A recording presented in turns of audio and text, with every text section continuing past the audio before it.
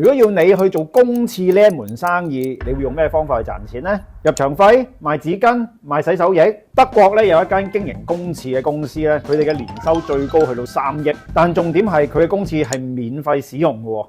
咁究竟佢係點樣賺錢嘅呢？佢呢個賺錢模式對我哋又有咩參考作用呢？識得套用喺我哋身上面，又可以點樣幫助到我哋嘅生意呢？今集節目就同大家拆解一下。呢個 channel 會免費分享各種銷售技巧同思維，令銷售成為快樂嘅工作。如果你都想成為一個又開心又賺到錢嘅 sales 咧，可以參考我哋影片資訊欄中嘅課程嘅。Hello， 我係 Tony。德國雅爾公司90年代咧承包咗好多德國大城市公廁嘅興建同埋營運，但係呢啲廁所全部都係免費使用嘅噃。咁究竟雅爾公司係點樣賺錢嘅呢？首先，雅爾嘅公廁咧全部都係喺大城市人流密集嘅地段，而因為公廁係免費啦，而且亦都乾淨衛生啦，所以吸引咗好多人去使用。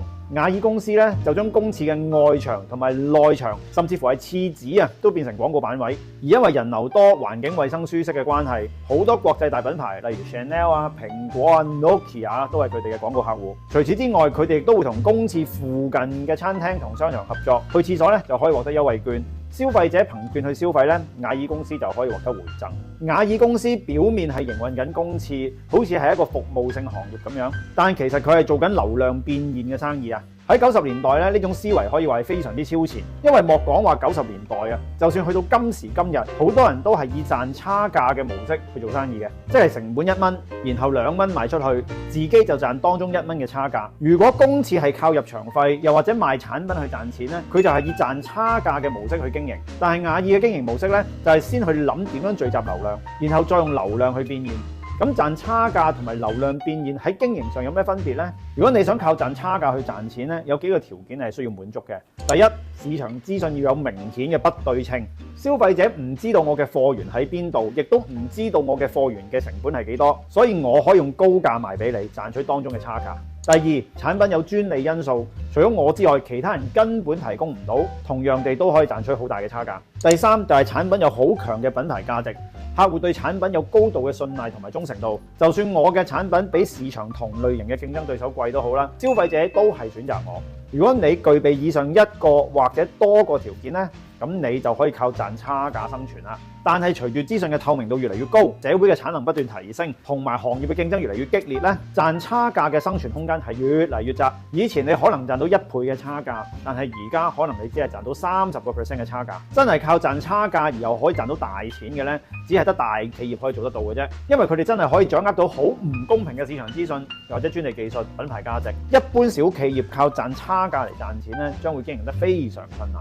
如果賺差價係產品思維，流量變現咧就係市場思維啦。今時今日嘅社會絕對係產能過剩嘅，當市場上有大量產品嘅時候，客戶咧就相對地變得稀缺咯。邊個可以掌握到客戶，邊個就有議價能力。所以雅爾嘅公廁最大嘅優勢係佢可以聚集到人流，而人流就係每個商家都需要嘅嘢啊。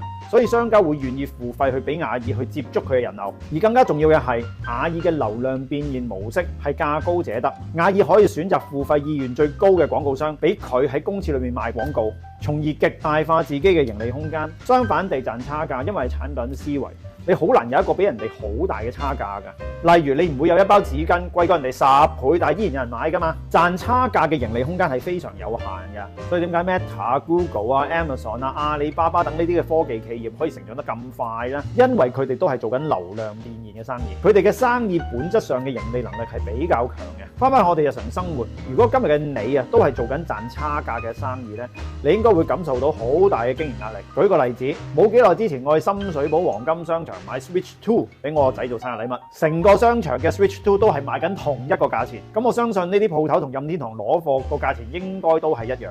所以即係話成個黃金商場賣 Switch 2都係賺緊同一個差價，盈利係冇增長空間嘅。咁但係我哋除咗買部遊戲機之外，仲有啲周邊產品要買㗎嘛。咁所以啲鋪頭咧就唯有喺呢啲周邊產品上面去提升盈利啦。咁結果咧我就好傻豬地付出咗比市價高1倍嘅價錢買張記憶卡，而呢個商家就成功地透過我同佢之間嘅資訊不對稱，提升咗佢喺我身上面嘅盈利能力啦。但係除非佢遇到嘅每一個客人都好似我咁傻豬嘅啫，如果唔係長遠計，佢都賺唔到幾多錢嘅，因為佢成盤生意嘅本質上冇改變過啊，都係靠賺差價去賺錢啊。既然係咁啦，大家不妨動下腦筋，如果要幫遊戲機鋪由賺差價變成流量變現，可以點樣做呢？咁我發揮下我嘅想像空間啦。既然遊戲機本身都賺唔到幾多錢啊，我就索性將佢再賺少啲，甚至乎唔賺錢咁樣賣，吸引消費者去我度買嘢。而消費者要享受呢個優惠價呢，就必須要加入我嘅社群，即係話我透過減少前端產品嘅盈利去獲取流量。當我掌握咗流量之後呢，我就可以用其他後端產品去做流量變現啦。例如舉辦打機比賽，賺報名費、賺贊助費、賺紀念品費等等，亦都可以同遊戲機維修公司合作賺取介紹費，甚至乎邀請導師舉辦課程，教育家長點樣合理地控制子女嘅打機時間等等。其實後端產品可以千變萬化，而且仲可以將一班人進行多次變現喎。你一晚買遊戲機幾耐買一次啊？但係頭先我所講嘅嗰啲消費項目可以經常發生嘅喎，咁你就可以打破到賺差價嘅困局啦。如果睇緊節目嘅你，而家你係靠賺差價去賺錢嘅，而你又覺得需要揾一個突破點嘅呢，不妨開始構思你嘅流量變現模型。如果你認為今集節目對你有幫助嘅話，就分享出去俾多啲人睇啦。我哋下次再見。